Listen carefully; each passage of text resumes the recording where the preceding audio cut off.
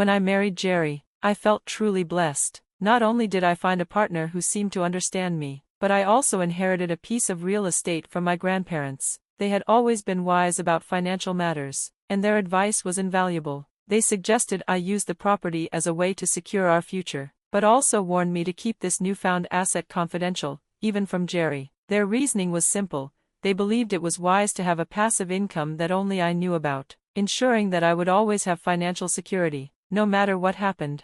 At first, I appreciated their foresight. I kept the property, and the passive income it generated. To myself, the thought of sharing it with Jerry never really occurred to me, not because I didn't trust him, but because I wanted to be the one to manage it and safeguard our financial future without any unnecessary interference. However, over time, Jerry's behavior regarding finances and possessions began to raise alarms.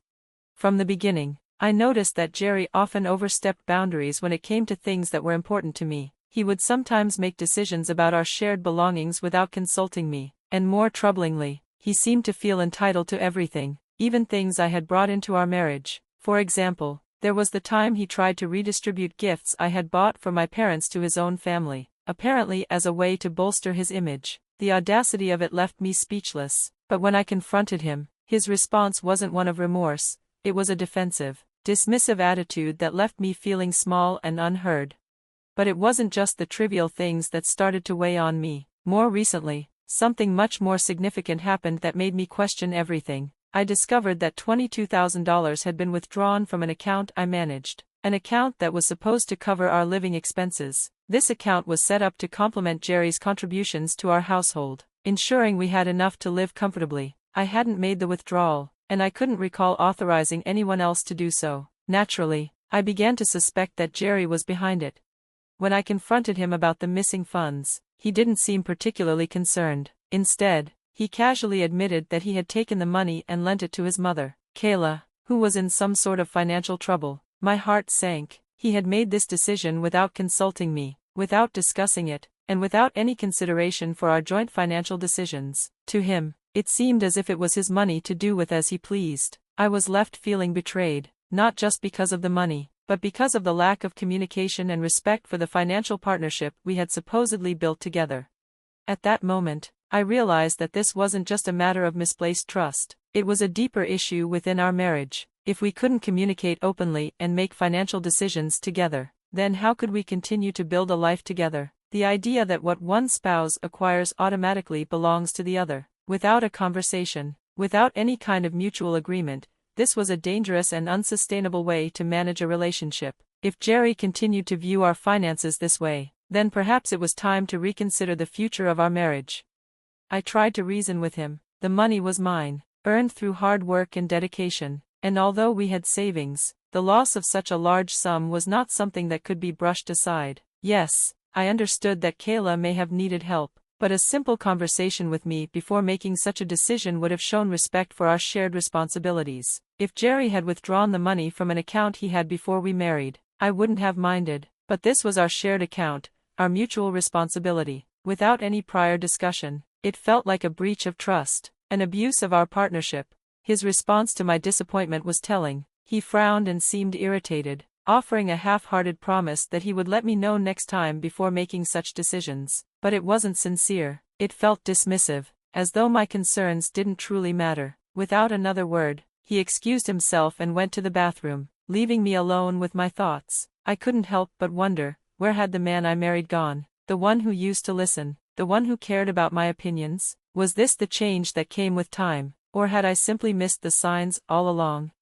A few days later, fate led me to my in-laws' house. I had a package mistakenly delivered to our address, and I thought it was only right to return it. My mother-in-law, Amy, greeted me warmly, and despite my initial intention to just drop off the package and leave, she invited me in for tea. I felt a strange sense of obligation, and I accepted the invitation, hoping the brief visit would be over quickly.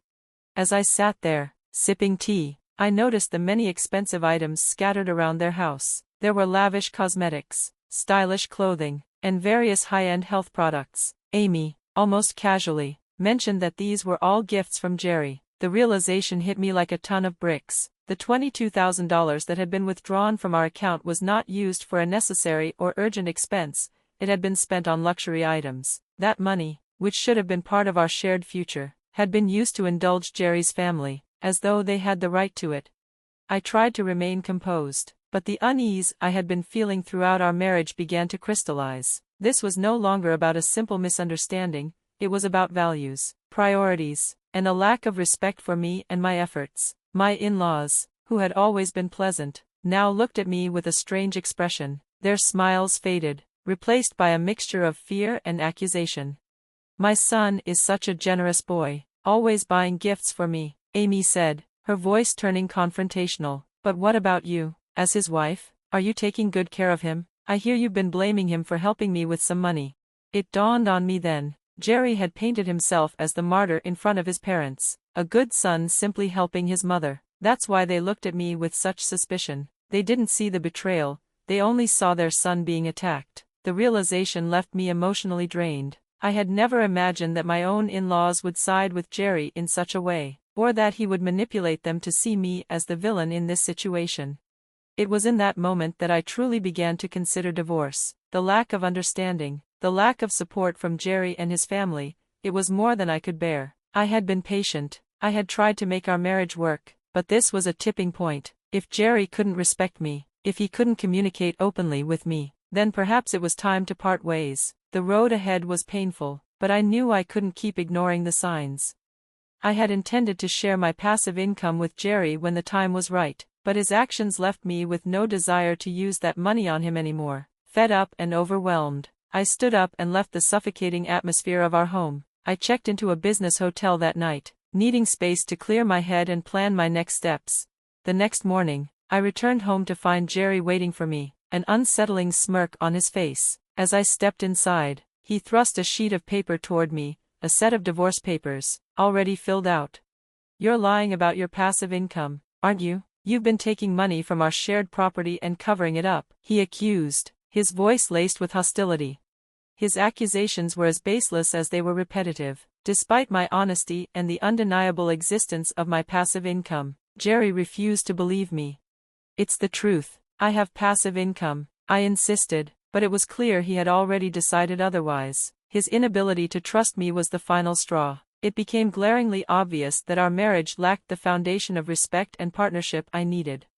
Jerry forced the divorce papers into my hands with a smug expression. "Just let me know when we can move in," he said with misplaced confidence, patting my shoulder before striding out the door. He hummed cheerily as he left, mentioning he was heading out for a drink. In that moment, everything became clear. Jerry had never truly valued me, my efforts, or my feelings. The facade he had maintained throughout our marriage shattered, leaving only the stark truth. He saw me as a means to an end. While the realization stung, it also liberated me.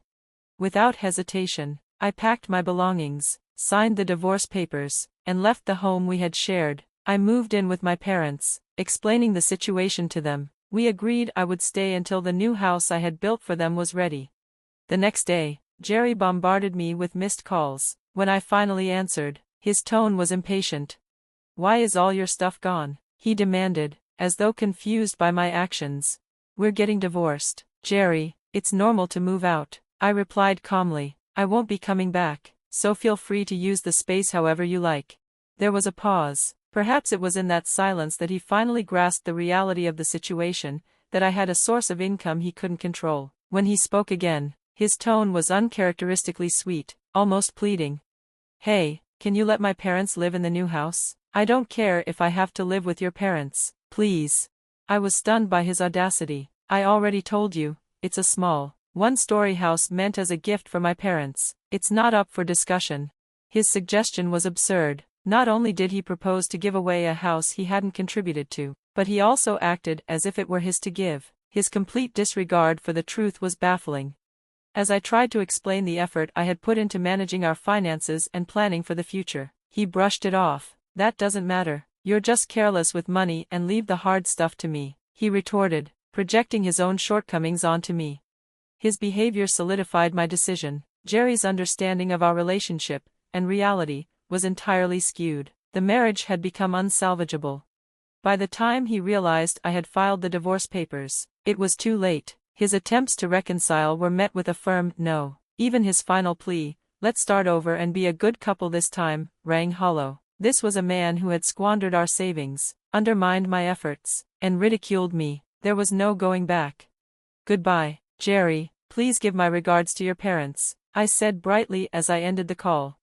The following days brought more calls and messages from him, all of which I ignored. To fully sever ties, I blocked his number and those of his parents. Meanwhile, the new house was completed, and I moved in with my parents. We now live comfortably in the home I built for them, enjoying a peaceful and fulfilling life.